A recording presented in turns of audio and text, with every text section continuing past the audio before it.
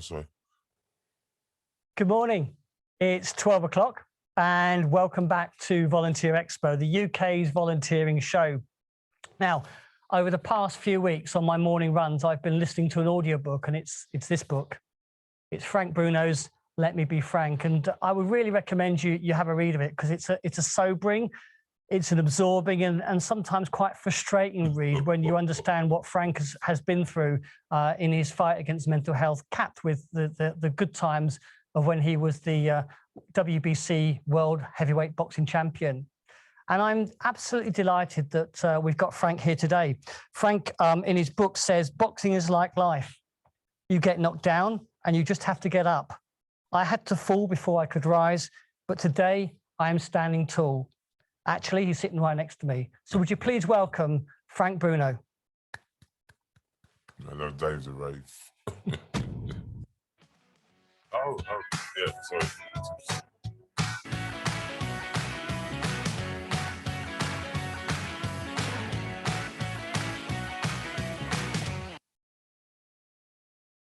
Dave? There you go, Frank. Are you well? Good morning. How are you? Very, very well, Dave. Mustn't complain. Very, very good, thank you. You have a granddad? Oh, yeah, granddad. Yeah, I can't believe it. Very expensive, small. Expensive, it is. Very expensive. Because how many have you got? Is it 5? I've got 3 at the moment. You know Okay. what I mean? I'm not too sure if I'm going to try for any more, but yeah. I'm not me, it's my daughter. Yeah, I've got that. And yeah. do you know what your new granddaughter's called? Bruno, Bobby, Francesca. Bobby, Francesca, Bruno Hardy, £8 5 ounces, mate. Plus VAT, and that was the zero. What do you buy? What do you buy? What do you buy a granddaughter? I don't know what you buy them. You buy them little toys that they can mingle around with. But my other daughter's got a baby, so they swap, mess around. The sisters older than them, they can use the sisters and bits and pieces. But yeah, they cope. You know what I mean? Yeah. I'm glad I'm not breastfeeding. that's unimaginable. Frank Bruno breastfeeding. Let's not go there. Yeah. I tell you what, the thing that got me last month, that April Fool's joke. Oh my God, that was agent, it weren't me. What was that all about? You and Mike Tyson? Yeah, I didn't say that. It didn't come from my mouth. You know, I mean, the agent thought he just Dave Davies just thought he'd make a joke, but some people took it serious. But no, it was a joke. So this is where that on April Fool's Day, there was a tweet that went out there that Frank was going to fight Mike Tyson in a £2 million rematch at Wembley Stadium. Yeah. And Ben Shepherd, the Good Morning presenter, he got taken in, didn't he? I didn't see it. Yes, a few people got taken in by it. Yeah. What did he say? Well, I think they were wondering when it was going to be. You got to see the agent about that. Nothing to do with me at all, sir. So we're never going to see you in the ring again. I go in the ring quite often. You know, I set up a charity, the Frank Bruno Foundation, and I've got a ring there. And we're going to set up another one in Essex, in Barking. Yeah, you know, I mean, I go in the ring all the time because it's part of me, and I love training and I love going into the ring. So I've got the gym in Northampton, Standards Barn. That'll be the next ring appearance I'll make, but I'm not fighting, just teaching youngsters and excellent, get them off the street and positive vibes, you know. And we'll talk a little bit more about the Frank Bruno Foundation later on. No problem, Dave the Rave. Thank you very much. But how's this past year been for you with COVID? It's been very, very odd. You know, a year has gone very, very fast. A month has gone very, very fast. Every day you sit and you're stuck at home, it's been weird, odd. But you got to occupy yourself, like doing some form of exercise and motivate yourself, because it's been very, very hard and very tricky, you know, to really compromise with what's going on. Because you've lost friends. Oh, it's going off like flies. Because I read a quote in the papers which said, I can't lie, mentally, the last few months have been really, really tough. There have been some really dark days which have pushed me right to the brink, but I'm still here, I'm still fighting, and that's what I'll always try to do. I went to a funeral the other day, yesterday, or Friday, Butch, and he was the most nicest man that you could ever meet. But boy, Skittles, God rest his soul and his family as well. Let's talk boxing. Yeah. Let's go back to that night, Wembley Stadium, Yeah. September the 2nd, 1995, when you outpointed Oliver McCall to become world heavyweight champion. Right. What do you remember about that I night? remember everything about that night. You know what Yeah. I mean? Sometimes I was dreamed about becoming world champion. I've been near to the top of the hill and kicked down again. I remembered every single second, every training camp, every sparring, for 6 months leading up to that fight, I was in camp. You know what I mean? And yeah, it was a tough one, but sometimes in life you've got to go through a tough stage to appreciate the good. And that was my last chuck at the dice, and the dice raised at 666. Because I think, yeah, well, if you know what 666 is, Yeah. top of the thing. Yeah. do you watch the fight? Afterwards. No, do you watch it now? Do you watch it back on video? I watch it a little bit, but I get too emotional because that's a touching fight going through it, and the flags, what they were flying, and the flowers, and you know, it was unbelievable. It really touches my heart, to be honest. Because that last round, I watched it the other day, I and watched it as well. that last round, and you were hanging on a bit, weren't you? Definitely, you know what I mean? Like yeah, definitely hanging on. You have to hang on. You know what I mean? When you learn all different tricks, you got to hang on and turn south for orthodox and confuse the opponent. But that memory, that night of Nigel Benn, wasn't he? Was he? Yeah, Nigel Benn, Prince Nazim Mohammed. There was a lot of people there shouting because sometimes when you've had so many attempts at the World Championship and kicked down the last chance saloon, there's not too many places you can go. You know what I mean? Because people said, I'm not him again. So I had my last chance, and I made part of history since 78. 78 years ago, Bob Fitzsimmons, yeah. You know what I mean? Won the championship, and I'm the second one. Because you went up against Lennox Lewis, didn't you? Yeah. That was in Cardiff, wasn't it? That was in Cardiff, yeah, Cardiff's Arms. Tyson, Tim Witherspoon. Yeah. But, you know, that's a learning curve in boxing. It's like life in general. Because, I mean, to many of your fans, to many people, perhaps non-boxing people, it's those Mike Tyson fights they remember well. Oh, yeah. Animal called him, you know what I mean? Yeah. What was he like? I went over to Miami the other day and met him for the documentary that I was doing. Yeah. On his own, he's as good, as nice as you are, or whatever. But the crowd that gets around him makes him not so nice. But he seemed pretty calm, pretty down to earth, and the real Mike Tyson that you normally see. But when he's got these hoodie boys around him, Tupac and all that business, and make him go on a different level. Tupac? No, that was years ago. Tupac comes to the first Tyson fight that I was at, but I don't know about toothpaste. I don't know about Tupac. But listen, Tupac was there. But what was it like being in the ring with someone like Mike Tyson? So, as you say, ferocious with his power and taking those sort of punches. I met Mike Tyson when I was 19 and he was 15, so we were sparring partners in the Catskill Mountains. So I see him in a different light than you would see him. Yeah. He was a sparring partner to me. Jeff Sims, James Quick Tillis, Mike Tyson, Burt Cooper, who was Joe Frazier's nephew. He was a sparring partner as well as Mike Tyson. So he come in for 2 rounds, Mike Tyson, and then Burt Cooper would come in for another 2 rounds. So he was a sparring partner, so I didn't see him the way you looked at him. Yeah, man. Unbelievable opponent. I class him as human being like everybody else. I've just had a question. Someone asking, where did you get that suit from? Well, I got it from, don't tell anyone, I got it from Tesco's, 2 for the price of 1. Did you? How much did you get paid for that then? No, I bought it in Thailand. Thailand, the colours. Matching shoes as well? Yeah, the shoes, yeah. They're all part of, the socks are not matching the suit, but I couldn't be asked this morning after going to the gym. But going back to Mike Tyson, you met him recently for, is it a Sky documentary? Yeah, Sky documentary. What's it, about 2 months ago, if not a bit longer. Yeah, we went over to Miami to go and do a documentary. Yeah. Which the documentary was very, very well, I think. And can boxers be friends? I mean, we see all that trash talking that goes on. Yeah. Can boxers be friends after they've been in the ring together? I don't really think so. Not too much good friends. Boxers always shake hands and get on very, very well. But to be fat pally, I don't think you can do that. Would you like to meet someone who beat you up? Well, no. Or hit your kid or hit your... No, but you see it in rugby, don't you? They knock 10 bells out of each other. You can. That's a classy game. And they're classy people that go to rugby.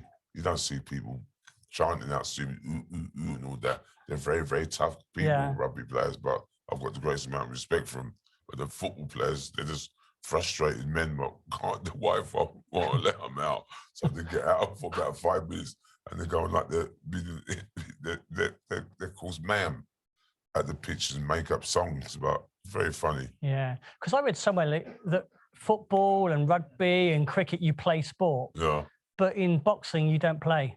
I think you may play, you may think you're playing until you get a punch in the mouth and a punch in the belly, and then you know that you're not playing because it's a very serious game. Yeah.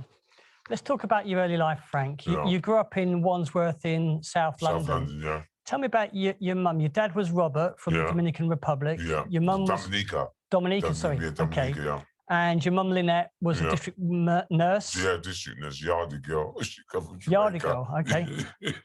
I'm just saying that as a joke. So talk about your parents and also your brothers and sisters. What they like? I've got 3 sisters, Joan, Faye, and Angela. 2 brothers, Michael, Eddie, and I'm the youngest out of the family. But I've had them; they looked after me very, very well. I was always the youngest, and I would any time I got into trouble, they knew that what trouble I was getting up to, but they had my back. And I miss them because my brothers died, and my mum died, and my dad died when I was 14. But I had the good innings, and they looked after me.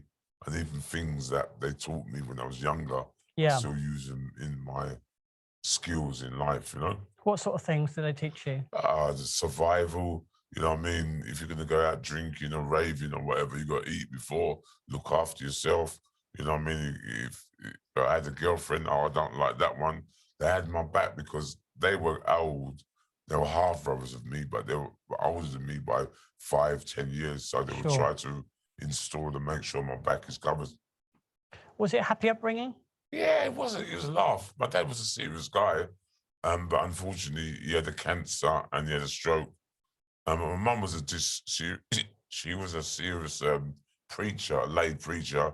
And my brothers, when you're the youngest, you get things chucked down, shoes and jeans and shirts and all different things. So I couldn't really say I had a bad innings. I had a fantastic innings. But at school, it was a different matter, wasn't it? Oh, no, that is a different matter, yeah. I got expelled from a primary school, went to a boarding school, and I met some serious cats out in the boarding school. I thought I was tough, but they were tougher. But it teach you about life, you know? What sort of cats were they? Sorry? What sort of cats were they? When I mean cats, they were putty cats, but sometimes they were serious cats that you don't mess around with, you know? Yeah. Definitely. And this was Oak Hall School in East Sussex, East wasn't Sussex, you know that. You got your details, man. You're scaring me with the knowledge that you got. No, don't worry about it. I need to know what it's all about, doesn't it? But this was, to be fair to you, Frank, that was where you learned about life. Definitely. And you learned to box. Yeah, definitely. I learned to get fit and concentrate and know what it's around to get fit and how to pace yourself. And the teacher, I hated the school, but the teacher took me under his wings and took us camping, canoeing and life things, learning about basic life skills, you know? Yeah. The boss, I wouldn't like to send my son, but if he was out of order, I would send him there to straighten him out, which he did straighten me out. Were you a big lad at that age? Well, I did have no complaints. always want to brag, but in terms of your height. I couldn't have no complaints. Yeah, well, I was big for my age, heavy boned and whatever, and I always liked karate and boxing, so I always was physical by looking after myself. So I think, as a youngster, you think that you're big, don't you? You know what I mean? Yeah. But yeah, I had a purpose in life. When I got out of the boarding school, a borstal, this boarding school sounds more better, but borstal, I would set myself up to be a boxer. And what was it about boxing? The money, the heart, the determination and the guts, and you got to be a little bit cuckoo to go in there because the amount of guys that I used to be a sparring partner when I was about 12 to 13 to a guy called Lottie Mawali who used to train in John Conte's gym near Camden Town with George Francis. But I had a good innings. And there's certain skills that you learn from boxing, you bring it into schools, working in life sort of thing. Do any of your family in boxing? Nah, they're not that kinky. Oh dear. So you had your amateur career was an unbelievable amateur career, wasn't it? Yeah, I did 21 fights. I beat a guy called Joe Cruiser from Ireland, so I had to go over to Ireland to get my revenge on him, and I did. And it was in a club called the Stardust Club. If you're Irish, you'll know that. If you're Where's not that? Irish, Dublin? that's in Dublin, yeah. Yeah. Stardust Club. I think it got burnt out before you was born. Okay. The Stardust Club. But if you ask some Irish people, they will know exactly the history of the club. And that's the only guy who beat you? Yeah, I had to go over there. He beat me over here, Ireland versus England, and he beat me. And I'm a 14th fight. A couple of fights later, and I had to go over to Ireland to get my revenge. Yeah. And very serious guys. But you eventually became the youngest heavyweight champion as an amateur, didn't you? But yeah, it still stands today. You know, I don't know how I done that, but very lucky. But still stands today. It's history. But if you look at it, you know what I mean, it's very, very going to be a very, very difficult one to beat. Yeah. 18-year-olds going in a championship and all different people. It's very unique to be the youngest one to win that. But it's only part of history. So 18 years old, what options did you have besides boxing? Not much, because I was dyslexic. I don't mind doing gardens and cleaning cars or cleaning up the mess. I used to work in the old people's home on a ball stool, but boxing was the only thing I knew what to do, other than go in a building site and do, you know what I mean, be a labourer or something like that. So I knew boxing had more money, more rewards than working on the building site, so I took the gamble. Because your mates, you had mates who were obviously on the other side of the law, and you could have gone that way, couldn't you? Oh, I don't think it was my mum's blessing that I would have gone that way, because she would have beat the hell out of me. Because when I was young, I got a little bit of trouble with the police, a little bit, and she battered me so bad that I never wanted to hear the police name, let alone go in the police station. She didn't batter me; she just taught me some manners, get a stilettos and knock it in my head to knock some sense into me. So you moved into the professional game? Yeah, definitely. And was that with George Francis at the time, or? No, that was with Terry Lawless, Frank Black, Jimmy Tips. But Terry Lawless and Frank Black and Jimmy Tips had the arguments, that Jimmy left and George came in, and Jimmy was a good trainer, but George was I don't want to disrespect anybody, he was at a different level as a trainer. Yeah. He ran with you, he sparred, he had a lot of experience. Yeah. How to handle people, you know what I mean? Jimmy was a very, very good trainer, but George was old school. So you went into professional boxing, was it for the fame, the money, or the girls? The girls, I couldn't handle girls, you know what I mean? I've got three daughters, three sisters, and I just couldn't handle one girl, which I got married and got a divorce to. But, you know, girls are come part with the boxing, but there's more not nicer things, but you can deal with that later on. You have to rush in them things. You're making me blush by saying them. The things my tan may be coming off. Your tan's doing well, Frank. Don't worry about it. Yeah. But you know, those days in South London, those days in Wandsworth, it was a tough school. Tough. No, but the school weren't in Wandsworth, it's in Sussex. Yeah, your school. But I'm saying where you grew up. It was a tough life. Yeah. Do you think we're going to talk shortly about mental health? But do you think were there any triggers then in your early life which may have come to play later in life in terms of mental health? No, you know what I mean. I had a very not upbringing, but I had a good upbringing because my sisters used to look after me, my brother used to look after me, so I didn't have no trouble on the street. If my brother knew I was hanging around with the wrong sort of like crowd, my brother would pull the guy to one side. Sure. And, you know, my brother had my back, so I didn't. I'm not fearless, but I couldn't.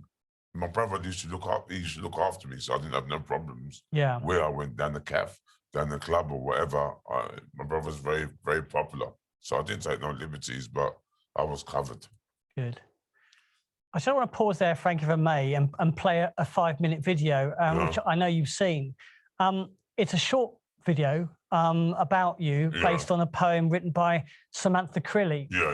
She's an actress who has fought her own problems with. Is she here? No, she's not, unfortunately. Tonight with anorexia and OCD. So we're going to play it now, written and performed by Samantha Crilly. This is Frank Bruno, The Fight in My Mind. So Leafs both score the bat at 117 to 111, all three in favor You do a of the good job, sir. winner. You do a And good job. two. Bruno is the champion.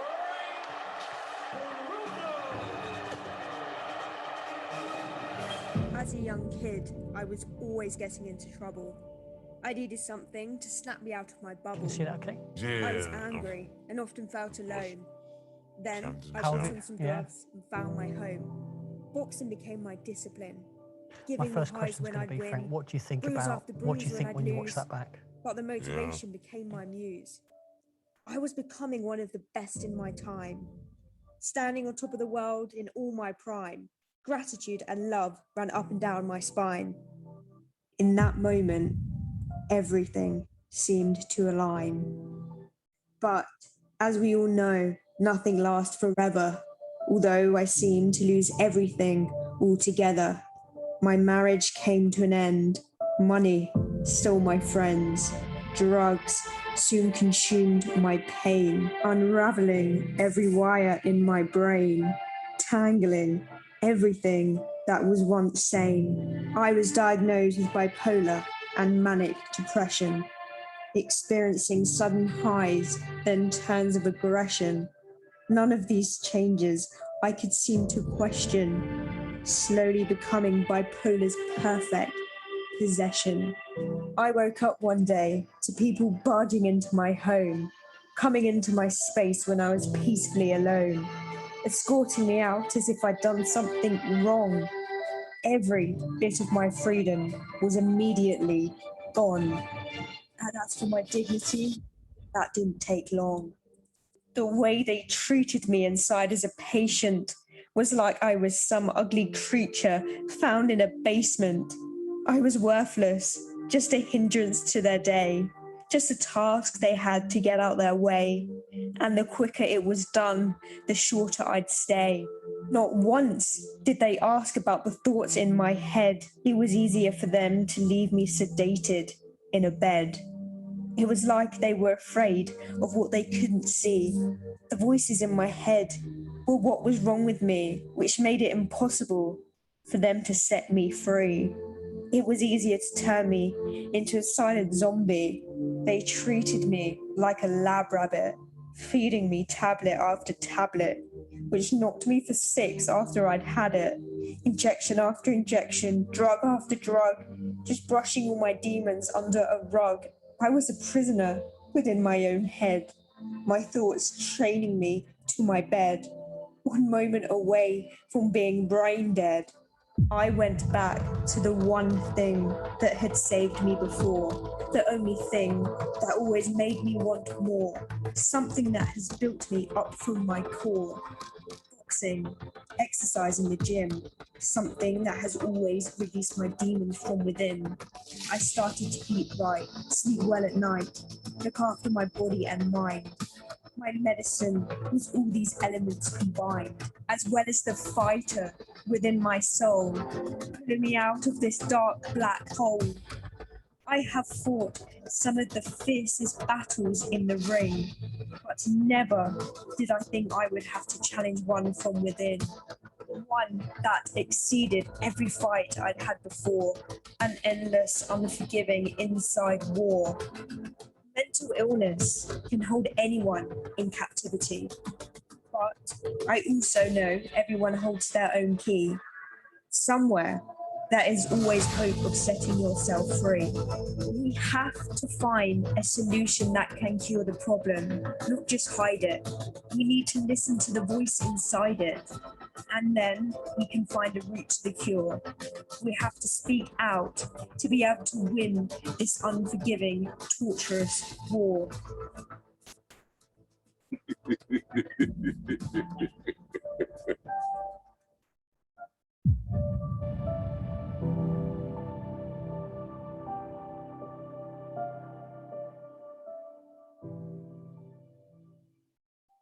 Apologies there if you got the soundtrack from myself and Frank, but we love that video so much. Frank, what do you make of it when you Very see? powerful stuff, innit? Yeah. Does it bring back some sad memories for you? Yeah, life is sometimes like I'm a frustrated DJ, and I've got records, and I pull out the records that I haven't pulled out. They're brand new in the packet, and sometimes you bring them out, brings a tear to your eye. So watching a film like that it's nice, good quality stuff. Yeah, not bad. I've in life, sometimes you feel like when you watch that, you have achieved something. You know what I mean? Which I set out to do from an early age in my life. But yeah, it's a tearjerker, but it's very nice. Can't believe that's me. You've got bipolar disorder. Yeah, right. Can you describe what that's like? I don't know. I can't describe what it's like. Some days you feel good, some days you feel bad, some days you want to snap at people. People don't understand that. But I've got bipolar. I haven't got bipolar in a vicious way that I want to go and do anybody any damage, but I've got mild bipolar. But when you're manic on bipolar, there's not much you can do, you know. I either go for a run, go and have a steamer, go down the hill farm, do something physical to calm you down. So get a massage, no extras, and just do yoga and do different things. Just a usha. Yeah. Do you know when you're having a down day? Yeah, I do. Yeah, I do know. I do know. I do. That's why I do a lot of training. I run, go to the gym, got a gym at home, got a hot tub at home, got a steam room at home to kind of invest in me to keep it calm and cool and, you know what I mean, keep myself fit. What do you think brought on the bipolar? What do you think brought on what unfolded over the last 20 years? I don't really know. I can mention so many different things, you know what I mean? The stress that I've been through, but I've done a lot of different things for the kids, and I've tried to make sure they're in the right sort of like place, but I'm trying to enjoy and invest in my happiness a little bit, because I worry about people rather than worry about myself.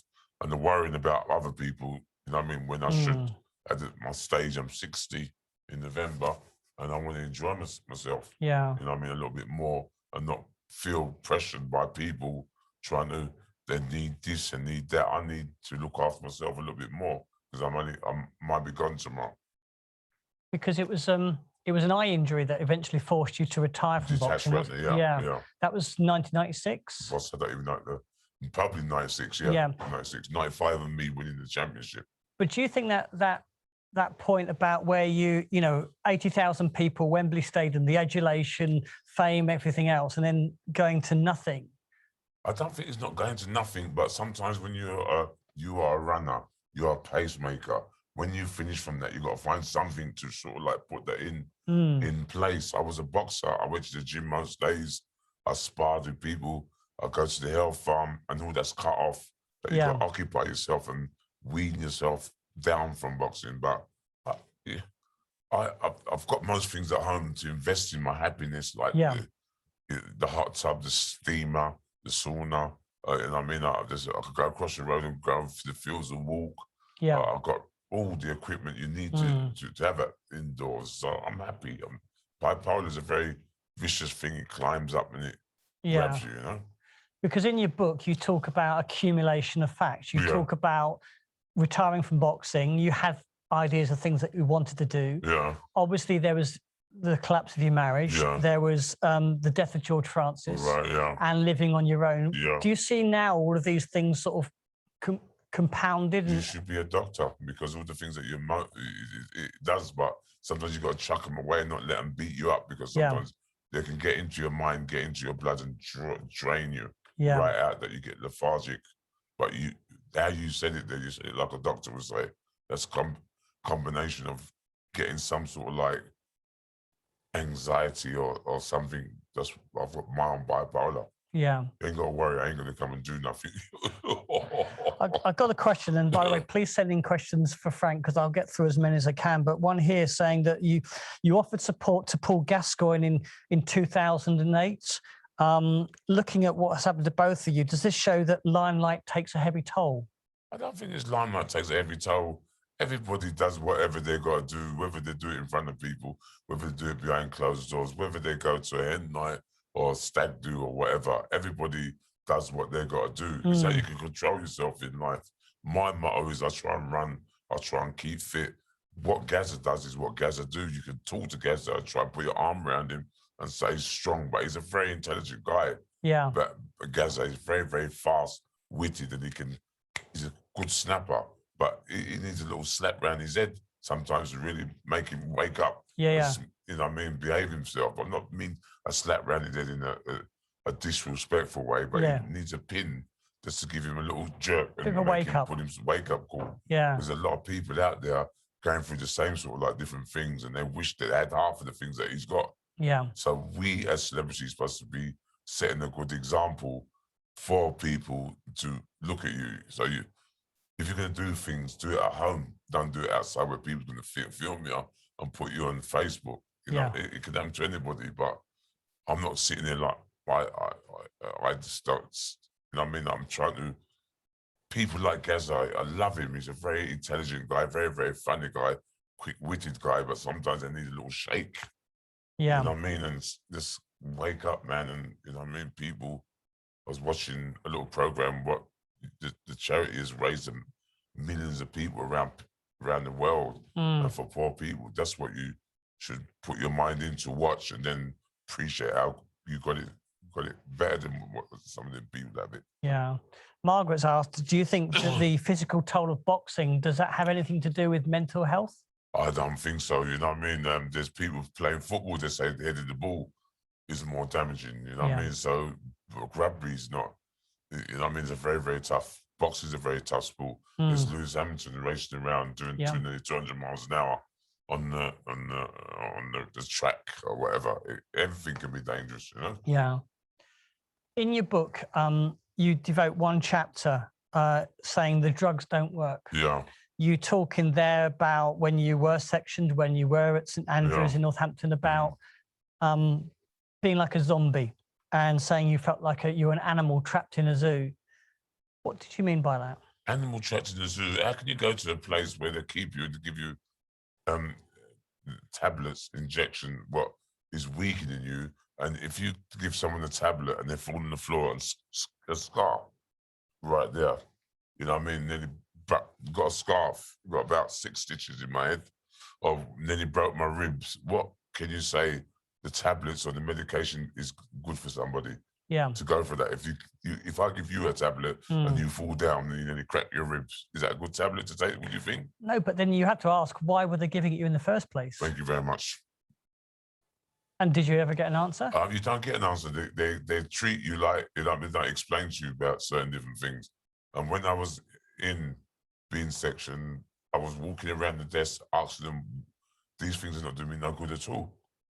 No good whatsoever. Not doing my liver no good. But I think the system, the Babylonian system, it goes up a little bit different. You know what I mean? In stages. You know what I mean? So they treat certain people in different sort of like ways. But being sectioned won't help me one little bit. But it's remarkable you got out. I got out because, you know what I mean? I had a good lawyer to get me out, and there's human rights, the way they treat people, looking over people. Having toilets and looking over and making sure that they take the medication. Yeah. I was treated very, very rough, but I'll take it on the chin. But you asked me a question, and I don't agree with the medication. Some of it rots your kidneys, and the side effects of them are horrible. Yeah, but when you came out of St Andrews, you set about campaigning for mental health for people that you had left behind. Yeah. Do you think you've made an impact? Do you think things have changed since then? It won't change because it's a charity, the system. So they have to get beds in there and people in the beds to get some money from the government or certain different people. They get a lot of money, the charities, the medication or the drugs what they give you, it makes a lot of money for the round the table, their charity, what they're doing. Right. It's wrong. So they've got to make sure they've got beds to fill up and the merry-go-round goes around. You know what I'm saying? But you were released on condition that you still took the drugs. Tablets, yeah, but I didn't take them all the time. So I'm being honest with you, I couldn't take them all the time because the side effects was killing me. It was, and that's quite clear in your book about, you know, where you were just sleeping for days. Zombie, man. I'll go to sleep. I'll be talking to you, then I'll just drop off. I'll be snoring.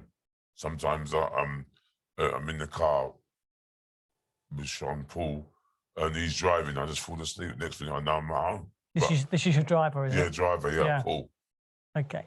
Do you remember when you were at St Andrews about a book called The Four Agreements? This is by a Mexican author called Don Miguel Ruiz. I think, did someone give me that book to read? Yeah, well, this is called The Four Agreements. Yeah. And this is apparently how you basically try to live your life, the Four Agreements. And you carried it apparently in your bag at St Andrews. I remember that bag, but yeah, that was a little saviour reading that book to give you a little bit of positive, you know what I mean, in life. And those four agreements were: stick to your word. Yeah. Don't take anything personally. Yeah. Don't make assumptions. Yeah. And do your best. Wicked. Lyrics. You should make a record. What, you and me? Yeah. I'll be the bass, you be the treble. So you've been campaigning for change. I know you worked with Norman Lamb for a while. Are you still involved in that sort of campaign? I mean, yeah, I've got a boxing gym, as I said, you know, I mean, in Northampton. In Northampton, and the community's jumping all behind me to get people off the streets, to stop the guns, stop the drugs, stop the killing of what's going on around. Yeah. Standards Barn in Northampton opened up a gym, and it's going to be a wicked gym, a good gym to help youngsters and help people like myself when they haven't got no one to talk to. They can come there and get some help. It's going to be a good little setup. But what about you? How do you now live your life to make sure you don't return to those dark days? I try and look after myself. I go to the gym every day. As I said to you, I use the steamer. Yeah. I've got a 24-hour gym 4 minutes away from where I live. Champley's is about 10 miles up Tring. So I'll go there. At the moment, it's a bit messy with all this, what's going on. But I've got the running machine at home, the tub, steamer, and I'll mix it around. Some days I'll get up and how I feel. I'll go to the Anytime Fitness, or I'll go to Champley's. If I don't fancy going to any of them, I'll train at home. Sure. And got all the things you need. There's lots of praise for you, Frank, on the chat out there. People are saying, you know, about how your positive outlook is inspiring. Cheers, thank you. And Sarah asks, does Frank feel proud of what he's overcome and proud of the positive impact that he's having on others? I feel very, very proud that what I've been through, because, you know what I mean, I've seen it, done it, and I could wear the T-shirt. I'll be in section in one of them, I call them nutters houses, you know what I mean, because they treat you like a nutter. But one day there must have to be somewhere where there'll be people looking out for people like that, and I will fly the flag for people with mental health. There's always different ways rather than giving them tablets and giving them injections and munging them out, and the side effects of everything. Everything you take has got side effects in the mental institution. The tablets, the injections in the backside, the mindset, what they've got in their mind, rather than getting you better. That it don't make money getting you better, but it makes money you staying ill. Yeah. You understand what I'm saying? But you are doing something about it through the Frank Bruno Foundation, aren't you? Yeah, trying to, yeah. Well, and you're in a very exciting time, really, because I think let's start by telling everyone, what is the Frank Bruno Foundation and how does it work? The Frank Bruno Foundation is a charity. It's a 12-week charity. You come in now, you do a 12-week course, come down, sit down, chat about your feelings, get it off your plate, and come in the gym and do it, not boxing, not you're going to hit nobody, you're going to hit the pads or hit the punch bag and do a little bit of skill to get the endorphins in your body. Some people are older, younger than others, so we've got to play it like, you know what I mean, to tailor-make how they blend in. It's a 12-week course. Come around and talk about everything. Or if you don't want to talk about everything, you get a one-to-one with someone like myself or with some people down there and just talk about things and getting them off your plate, you know? And who are you aiming at? I'm aiming at people going through mental health. I'm aiming at people having a breakdown. I'm aiming at people just can't cope with life. You know what I mean? This year has been a very confusing year. Of course, everything's gone so fast. And only yesterday was August. And now August is coming back so quick that I don't know where it's all gone. But the government, with the virus that's going around, they have to play it. It's been very serious. And I'm on my second jab next week, hopefully, you know? Excellent. Yeah. And I guess in some ways, the foundation's all about self-worth, self-confidence, self-respect. I tell you, when people come down there, that's what we're going to work on. And it's going to get very, very busy. So we've got to get some more hands-on staff to help with. But it's a very good idea. I'm going to persevere. And we've got good people around. And I think it's going to be a good charity. I understand that your new centre in Northampton's open and it'll have its first guests in 2 weeks' time? Yes, you know more than me, but yeah, something like that. Yeah. I've got a question here from Marcus, who says, what was the spark that inspired you to the creation of your foundation? The spark, it was painful being locked up and seeing people treated like dogs. It was seeing people forcing people to take their medications. So I said, I will try and do something. You know, it's a very dodgy thing what I'm doing because you're right. Yeah. You keep breakdancing over there like No. your eyes are connected over there. I'm in the zone. Okay. It's just trying to help people. That's the main thing. Not to look for no praise or whatever. You could speak mental health people's language, you know what I mean? When people come with bipolar, there's so different grades in bipolar. There's bipolar that you stay away from certain people who's got it, and it's very, very manic. They can be very, very dangerous. But you've got to just sit down and come. The gym's just open for anybody. We don't know what religion you are, what color you are. Just come through the door and have a chat, and then we've got professional people willing to help you. Steve asks, what advice, Frank, would you give to a young person experiencing mental health problems? I would look after themselves, look what's making them, trigger off certain different triggers. Because certain different people drink, some people take amphetamines or whatever. You got to see exactly what your method is and take it from there and speak to the people right, get them on the right track and give them eye contact to be very, very serious with what you're talking about, you know? Jeremy asks, alongside running and fitness, and we've heard a lot about your steam room too, do you practice mindfulness and meditation? I do meditate every night. Do you? I do practice meditation. There's a guy with long beard, like Father Christmas.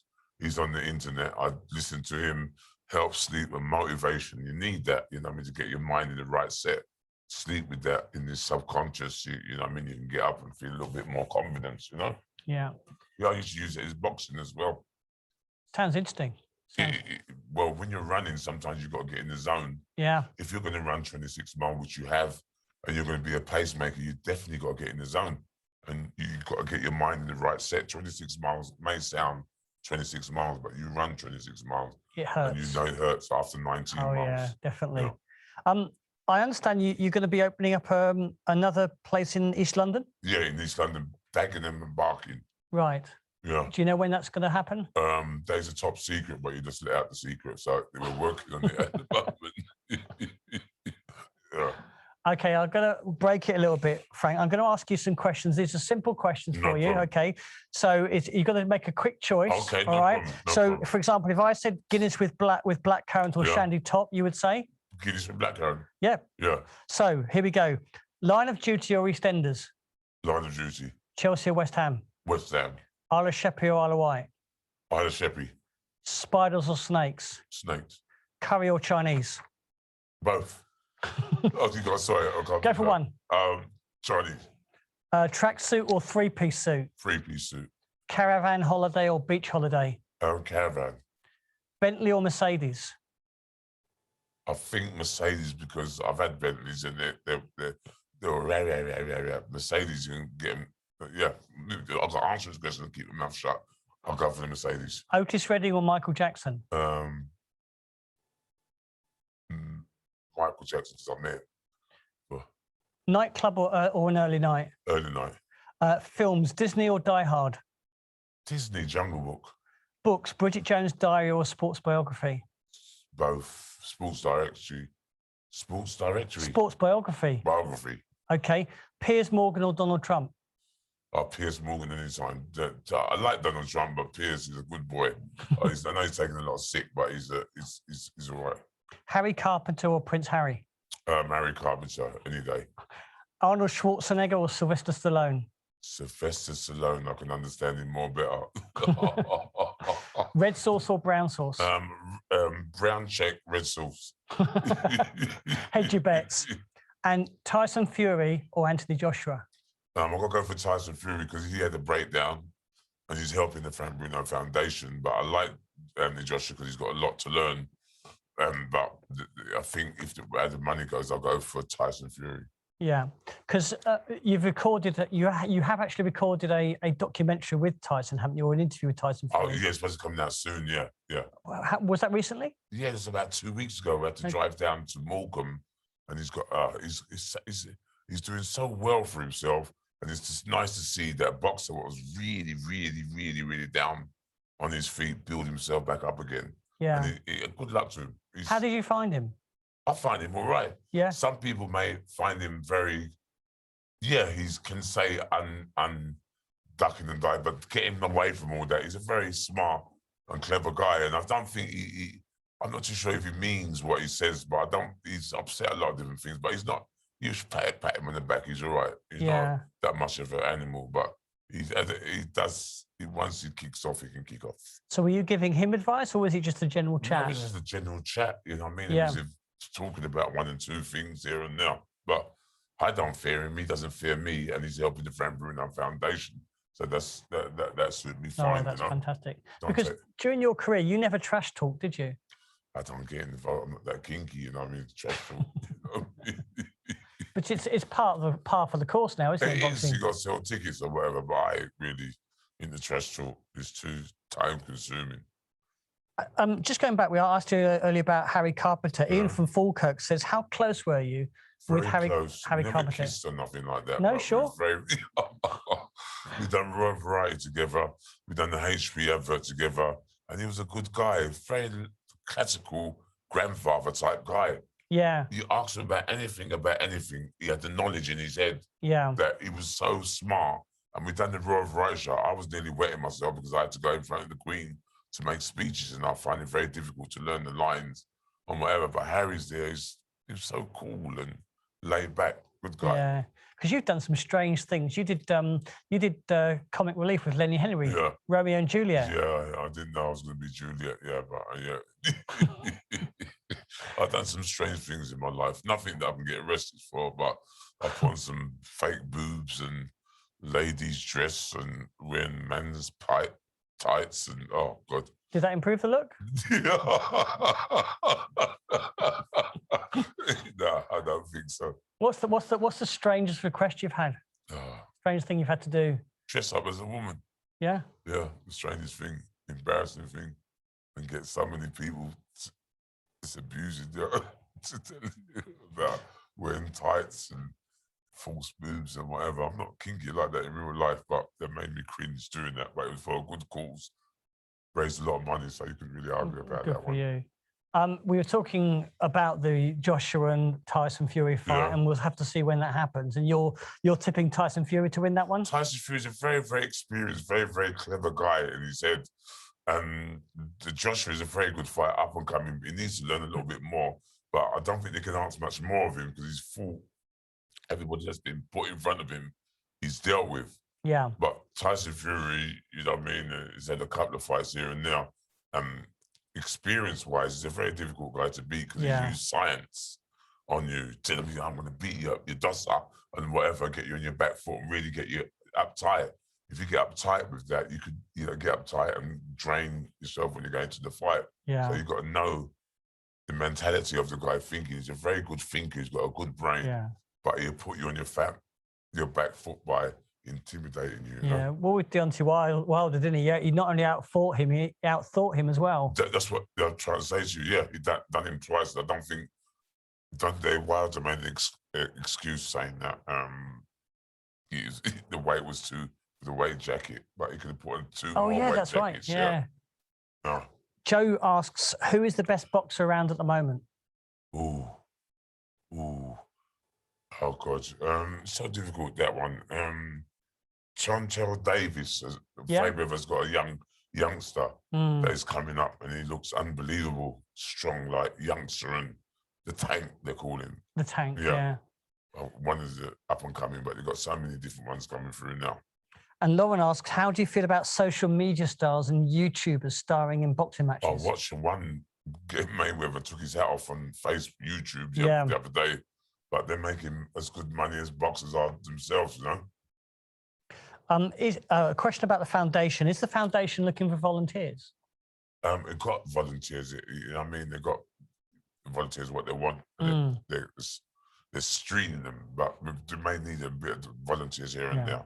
And I mean, we are talking at Volunteer Expo, where clearly volunteering is at the heart of this whole expo. Yeah. But during your life, there's always been volunteers around you at the boxing club and in support. So do you want to talk a little bit about volunteering and how much it's played a part in your life? It's been a good part of my life. Bill from Elsfield Boxing Club, he used to train me as an amateur when I was about 8, 11, borderline 12. Philip Games, Freddie Ritz, with the Mackenzie brothers, they used to get involved by voluntary work with the club in Croydon. And yeah, all different people have volunteered along the way, you know. And helped you really? Sometimes people have always give you advice. Your uncle, your granddad, or people that you meet always give you a little tip here and there. And it's good to take advice. Youngsters feel like they're not at all, but you got to take a little bit of advice. What's the best bit of advice you've ever been given? Oh, save your money.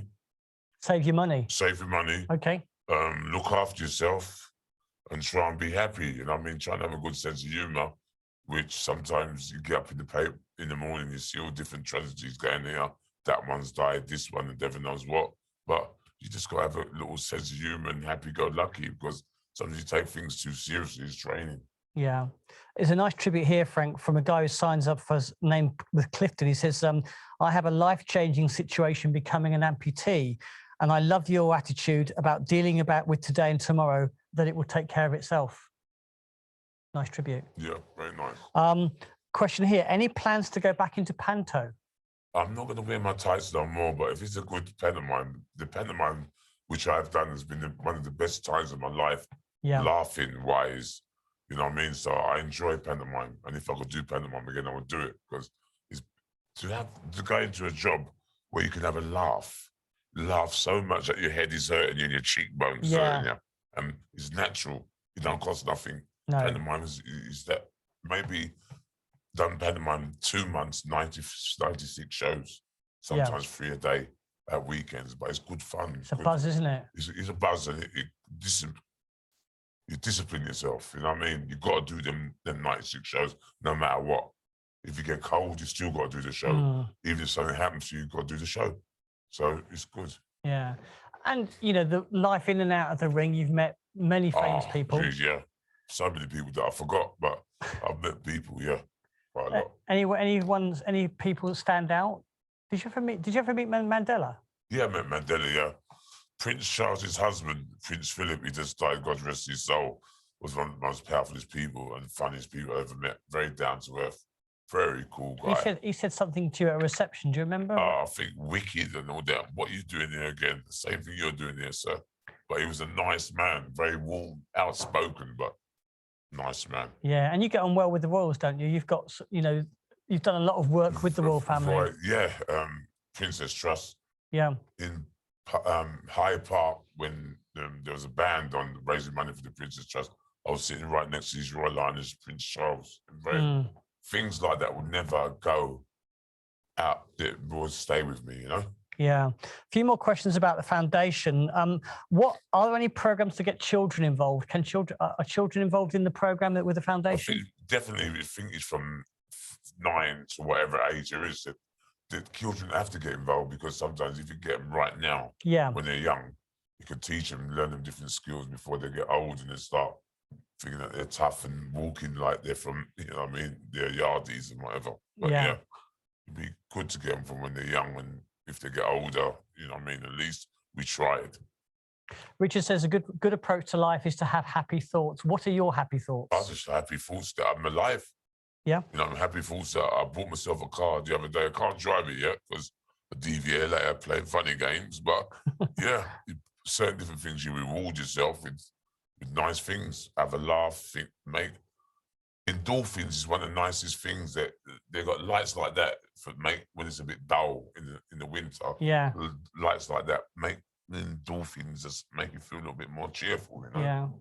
Again, you mentioned endorphins, and you talk about exercise. That's the drug you do want. Oh, I can't. Well, I did train this morning, but I'm going to go back because the fight's on tonight. Saunders is fighting tonight, so I don't want to miss that fight. Because I know it'd be toe to toe. You could end at any time. So when I go finish with you, I'm going to go home, have a steamer, have a Katuzi or hot tub. A Katuzi? I don't a hot tub, I say. Right, okay. I get mixed up with the Katuzi. I thought it was a Japanese boxer. Yeah, no. get hot tub and get ready for the fight tonight. Looking back on history, another question here, Frank. If you could have fought anyone in boxing history, If I could have what? if you could have boxed anyone in boxing history, Yeah. who would it be? I would love to have fought George Foreman. Yeah. Because he was a puncher, and two punchers fighting one another would have been a very, very dangerous match. And Larry Holmes, I would have loved to have fought as well, because he was an Eastern assassin, but he had a beautiful jab. And when I was young, I went to see him, and he told me a lot of good advice about life and whatever. He was a good man. That's from Kevin in Whitstable, which is not too far from the Isle of Sheppey, is it? You got a little recluse there, haven't you? I'm trying to get a bigger camp, so anybody knows about lodges and all that, if they can get in contact with me, I'd be grateful. I'm trying to get a 4-bedroom, 5-bedroom one at a cost price. Cliff asks, what are your hopes for the future of mental health care provision? I think they've got to look at this, you know what I mean, what they're giving out, medication. You know, what medication might have worked for Tom, Dick or Harry years ago may not work for the generation today. You've got places around, health farms. You know what I mean? I think you've got to look after people, sit down with people, get massages, steamers, saunas, and get them in a nice, vibing, relaxing environment. You know what I mean? That's what I'm working on, because my friend that owns Champneys, Stephen Perdue and Mrs. Perdue, they're on Champneys. So I'm going to take some of the young kids who are troubling people off the street. I've got some army friends. I'm going to go and take them for a week to camp out and survival tricks. But the health farm is going to be part of it as well, to treat themselves, to make them feel good. You know, so that's a long plan. But Stephen Perdue, watch this space. He owns the health farm, Champneys Health Resort. Dorothy Perdue, I'm going to ask you for something, but not now. Do it when I see you. Okay, Champneys, here we come. And you should get into advertising for steamers. I think you make steamers. Yeah, well, I think steamers. No, but it's a shower steamer, and it's very, very good. But I use it this morning. I used it, and it's a very cool thing just to make it chill, you know. Frank, a few more questions. If you hadn't been a boxer, what would you have done for a job? I'd be on the building site or been a driver for the getaway for the robbing the bank too. Something like that. Now, is it true that you are in discussions with 2 film companies to do a film? Yeah, they are coming true, but I let the agent Dave see all that, because I've heard it all before. Yeah. Somebody being interested, they see the documentary and they want to make it into something else. I always keep the feet on the floor. I heard that before. Right. When you put the script in front of me and I can see it, I'll get involved. So this is a film about you, or about my life, yeah. And the other thing I've heard is about Frank Bruno the musical. That's how they say they're going to do that, but talk is cheap. You know what I mean? I don't really get too excited about things like that. I heard that one before. Until the musical's there, I would believe that the music's going to be. As soon as the film's there, I would believe, because I've heard it all before. You're making me get scared, you know, you keep looking over there. No, I'm told I've got to wind up at 1 o'clock, that's all. Otherwise, I'll get my pay deducted. So, do you sing? I can sing if you want me to clear out the hall. No, I keep out the building. I can sing, but they've got a deep voice singing, but not too good. What's your go-to karaoke tune? I don't know. I've got a Soft Shoe Shuffle with the Floyd Died Tutti Frutti. Mine's Gloria Gaynor, I Will Survive. Yeah, okay, that's good, yeah. And also, I understand that you are writing a book, 60 Years and Still Fighting. I think that the agent was talking about a book, but it gives me so much to worry about. I just concentrate on one thing, trying to get from getting up tomorrow morning. I'm worried about Monday and another 60 book. He told me about it, but I never thought he was going to take that be that serious. I think you've got it. It says here, film, musical, book. That's what you got for next year. If that's so, getting so boring with the staying indoors. You're not allowed to go out here. You can't go to the pub. You can't go to a restaurant. If you go to a restaurant, you got to eat outside. But I want to get rid of all that and get back to the good old Great Britain. Finally, Frank, you in a good place? Very good place, sir. Very good place. Oh, man. Very good. Very good. You are a champion in the ring, but you are a gentleman and a champion at it. So thank you very much for being with us today. Thank you. Ladies and gentlemen, that's Frank Bruno. It's a joy to have him with us this afternoon. And just if you want to find out more, look up on the website, Google the Frank Bruno Foundation, and you'll find out more about the great work that he's doing in the community in Northamptonshire. Coming up after the break, we've got 2 more speakers. We'll be back at 2 o'clock in the afternoon with Catherine Johnson at 2 o'clock, and then Matt Hyde from the Scouts Association at 3 o'clock. From Frank Bruno and me, good afternoon. Good afternoon.